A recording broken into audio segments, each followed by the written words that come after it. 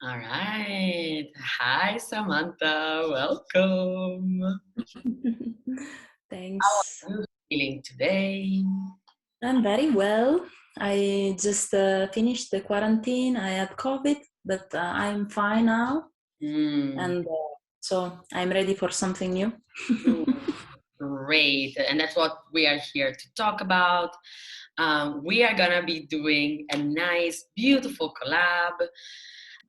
But before we start talking about all of that, I'd love for you to introduce yourself, tell us what you do, what you're passionate about, and maybe what's your vision, what's your intention for this meeting.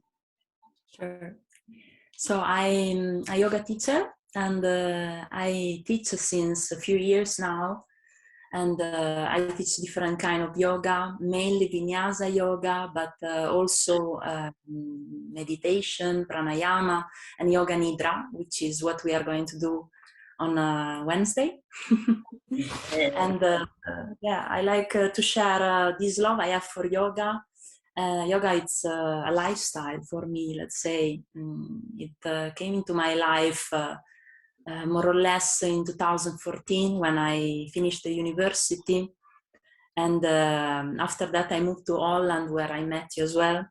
And there, yoga became something big for me. I started practicing a lot, and I felt really like a call to become a yoga teacher at a certain point. So I had this stable job. I was working at booking.com, and I just felt that I had to change something at a certain point. So I had this dream of going to India, and I just say, okay, I take 1 month free from work. I managed, and I went there and I did this training, and starting something started moving inside me. Let's say, I don't know.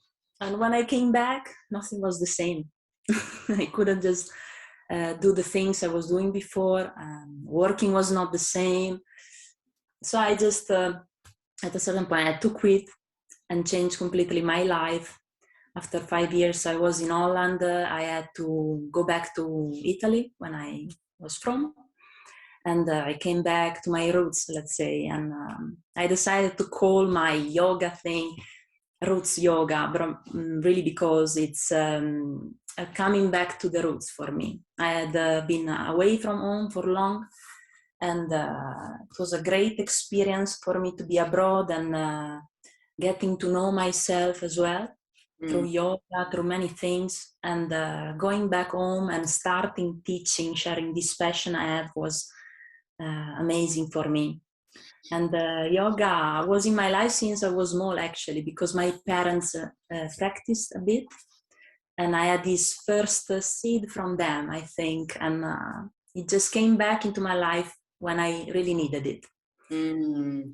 Yeah. I see a lot of myself, and I know plenty of friends and people on my Instagram account that have the same story. Even yesterday, I was on a podcast talking about this, how many young women, especially, feel the need to move away, looking for something like, I think, especially from Latin countries or like Italy, those places that have been really affected by the financial crisis. There's been a whole generation that decided to migrate, and we all go looking for something until we realize that the thing we were looking for was, how do we want to be back in our country, what kind of intention and energy we want to bring back. So I definitely recognize that a lot, and I know for myself, the Netherlands, it's actually where we met, and that's what I would like to talk next. But it's been like really this experience of getting everything that I wanted and still not what I needed, that like made it crack. I was very skeptical about all these spiritual things in my um 20s, because I was really career focused, and I thought like, the usual, the money, the house, the family. And I mean, it's still things that I want. Don't get me wrong. I haven't become like a guru that doesn't eat or something, but it's just like, now I know that the way I want to get it has to be pleasant as well. So, and for me, there's the coming back to the roots, the coming back home. It's kind of like, okay, I want to be here. I still want to be happy around here, but in my way. I want to be able to do rituals. I want to be able to invite people to talk about their feelings, and in general, more feminine energy. So, thinking about our roots, I love if you want to share how we met, and I want to tell you my part because actually, I don't know if I remember all of our story because I keep thinking of this like Booking.com like networking event that was very hot apparently to go to, especially if you were like an Italian living in Amsterdam. Everyone wanted to be invited to the Freaky Friday by Booking.com because it was like a crew like at that time. I mean, obviously before the pandemic, but even more so years back, Booking was a very young and trendy company to work for, and then so people like me that were like au pairing and nannies, like, and I don't have like cool fun colleagues, I have just like snotty children to take care of. It was amazing, and I was like, ooh, I know someone from Booking, she can get us to Freaky Friday.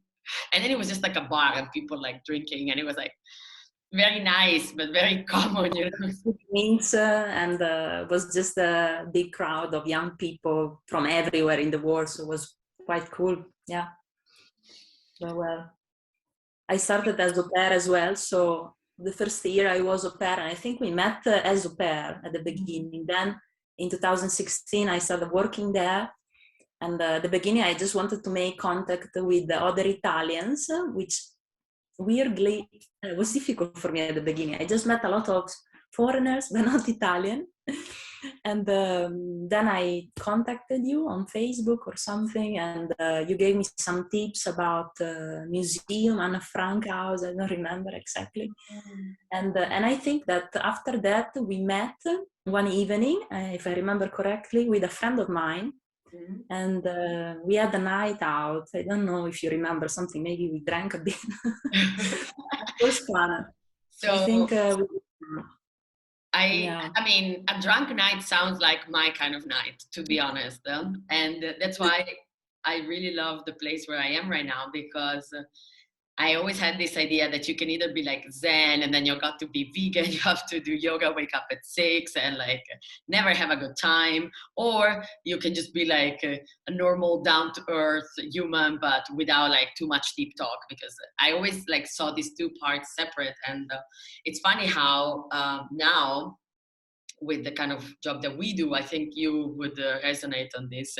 You get to integrate both parts. So you see like the importance of having your peace, having your rituals, having space, having, you know, your mastering your breath and your emotion. And at the same time, you are the one that maybe sometimes trigger people, you know, but you go like, my bad, you know, you stop fighting against the fact that you are human. Like, you're not going to get enlightened until you die, probably. And if you get enlightened in this earth, it's hella boring. Like, that's not the place where you want to be enlightened.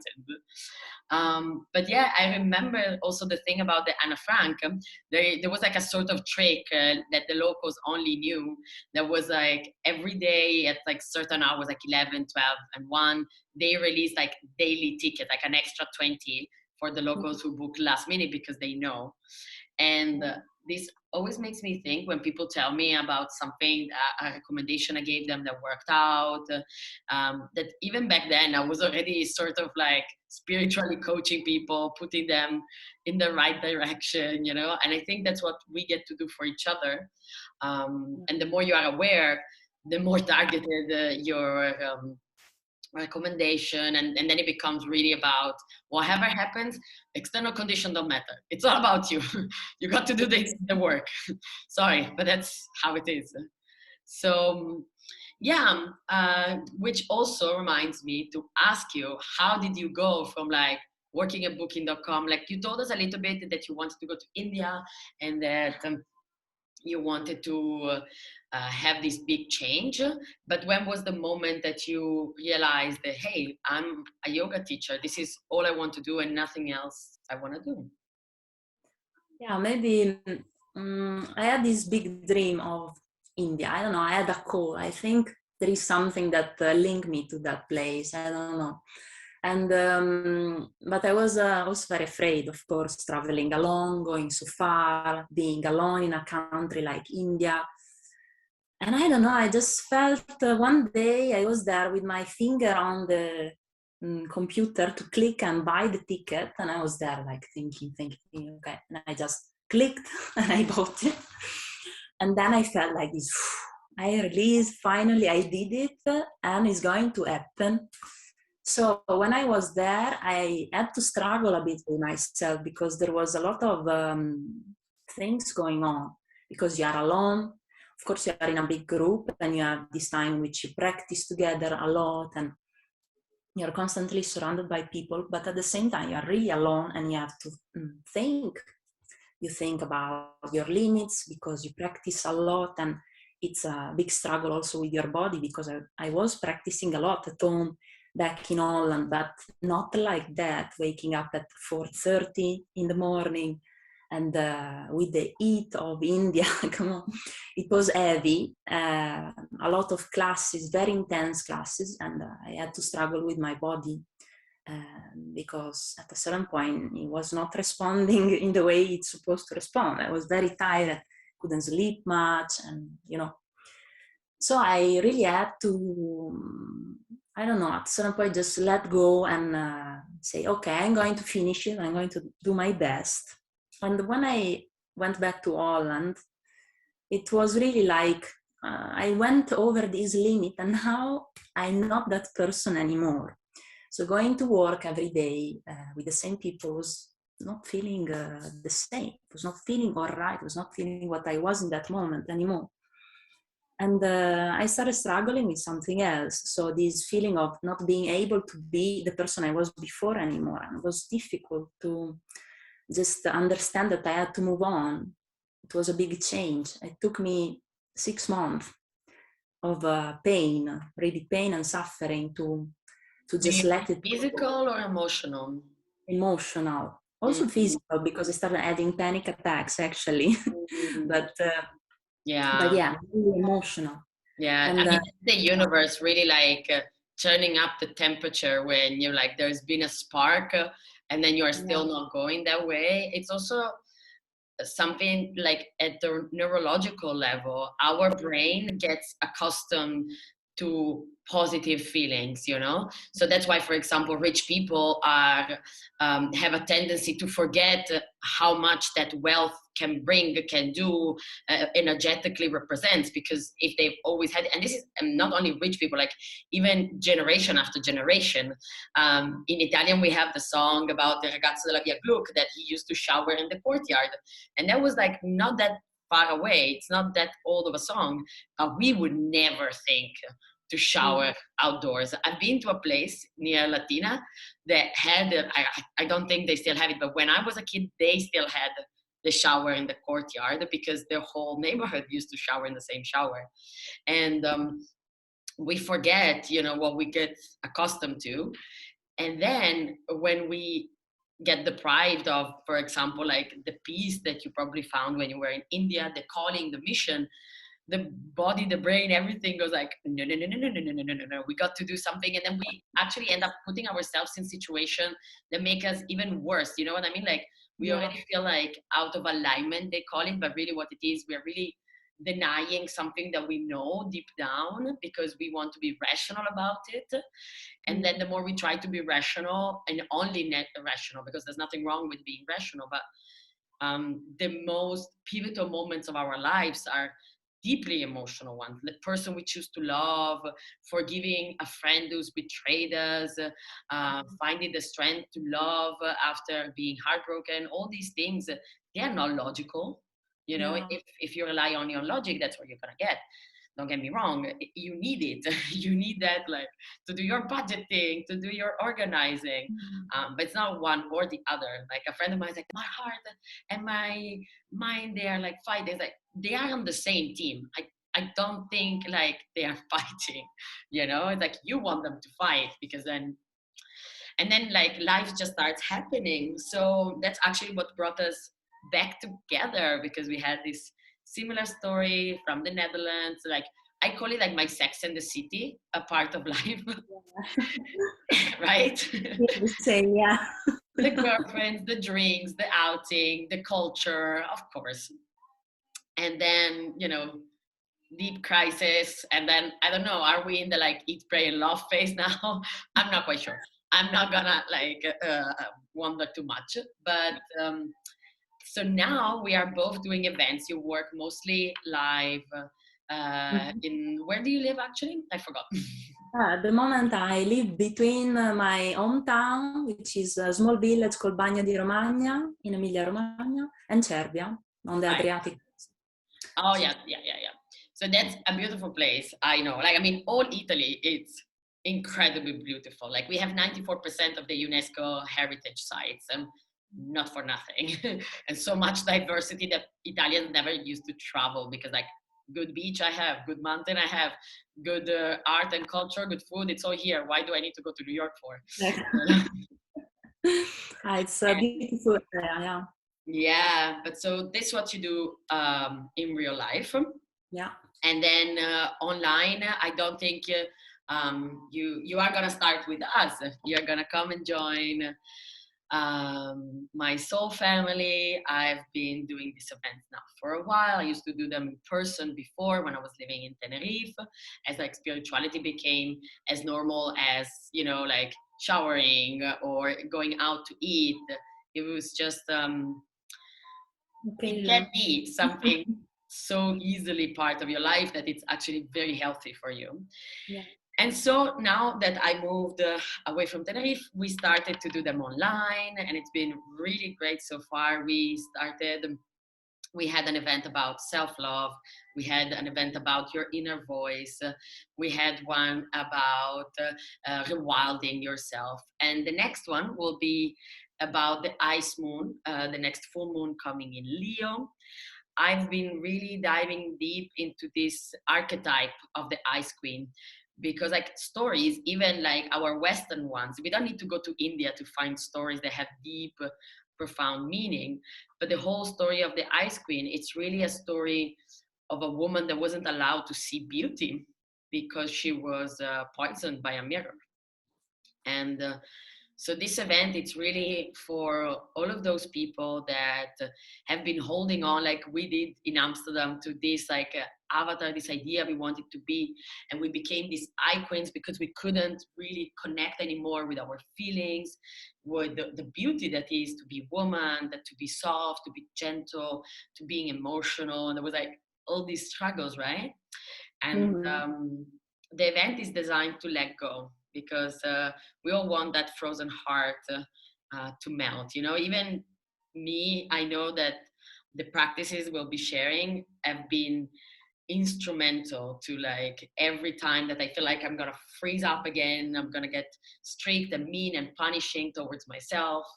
I get to do what you are going to guide us through. And then I do a lot of cord cutting practices. I do different variation depending on my schedule, but yeah, it becomes to be a practice, this letting go. And for in embodiment, everything is connected to the senses, everything is connected to the materiality of life, the ability to perceive things, and that has really changed the effect. Because I've been doing journaling since forever. I've been trying to do meditation forever, but without the body, like it wasn't just snapping for me. But putting the body in really went to heal a lot of the disconnection that then I had, and it's been so much more easy to feel like trust for myself and self-love.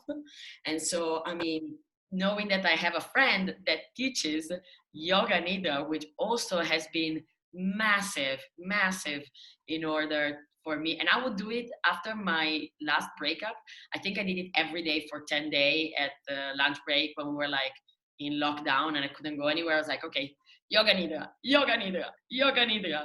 And it's really powerful. So I'd love for you to share a little bit, to give us maybe an insight, a sneak peek into what's going to be like, what can we expect. Yeah. Yoga Nidra, actually, I had this big impact with it when I was doing my training in India, because I remember the first Yoga Nidra class, I just knocked out completely. And when I woke up, I was scared because I didn't remember where I was anymore. I don't want to scare you, of course, but this was the big impact of letting go completely of what I was holding on. And then I started using it myself, doing it to myself every lunch break, in fact, before starting the other classes during the training. And it's a very powerful tool that sometimes it's difficult to understand because we don't do much. We just lie down and try to stay as still as possible in order to really to let our body and mind to let go completely of anything, any thought, any stress, any tension, mental or in the body. So it's difficult sometimes if we are very restless, but when you really manage to let go, the benefits it gives you are incredible because it really help you rest. Also, when you have difficulty sleeping, I suffer of insomnia for a long time. It really helps you to recover that energy in a very short amount of time. 10 minutes, 20 minutes are enough to have like, it's like sleeping for 4 hours or something, a deep restoring sleep. Yeah, and this Good for me you. was like really the game changer because I realized the feelings that I had so intensely. When I was mad, I was really mad. When I was sad, I was really sad. I would run out a lot of energy, and indeed, yoga nidra is very powerful to restore this energy. I also want to say that um, you know what I love about yoga nidra is that it's not just like the kind of meditations like breathe in, breathe out, let go, be still, because that one like used to drive me mad. It's a very masculine way to meditate, and it's really beautiful for people who really need that. However, seeing how much I long to connect with my feminine, yoga nidra, having like this instruction and really focusing on the inner eye and being with the body rather than trying to get out, was then the relaxation that allowed me to completely let go. It wasn't just like be still and don't think about anything, because then the brain goes crazy. You start thinking about anything. But with yoga nidra, focusing really like on letting go of the parts of the body, it does like I when I found out about it, I was like, where has this been all my life? Seriously. And we'll be doing like a short version. We'll be doing like 10 minutes, right? So it's just a little insight. And then if people want to get to know more about you and your yoga classes, both in life, and I know sometimes you do also online, right? I do online course now, but it's in Oh, you Italian. do? That's great. But I'm working on doing more. And I'm also organizing actually yoga retreats. I'm doing some here in Bagno di Romagna, and I will do one in France at the end of the summer. Nice. Yeah. So it's good to know. And yeah, but I'm starting working online more. So I'm also open to talk about it. And I would like to offer some yoga nidra classes as well. So it's good. Yeah. So now, before we go, I thought maybe to share where can people find you if they want to talk to you? What's your platform or choice? Or you want to share your email? Yeah, I have a website, rootsyoga.it, and Instagram, of course, Samantha Roots Yoga, or email. If you want, I can share my email easily. We can leave the contacts also in the notes of the video. So that's it. All right. Well, Samantha, thank you very, very much. The event is going to be the 16th of February, coming Wednesday. We want to invite everybody who has felt moved by the things we talked about, anybody who feels like, oh, that's me, I need to have that change in my life. We welcome you, and it's gonna be lots of fun, right? Yes. I'm really looking forward to it. And I want to know more about the retreats. There might be some more working together over there too. Yeah, sure, definitely. Yeah? All right. Bye, darling. Ciao. Bye. Have a sacred Sunday.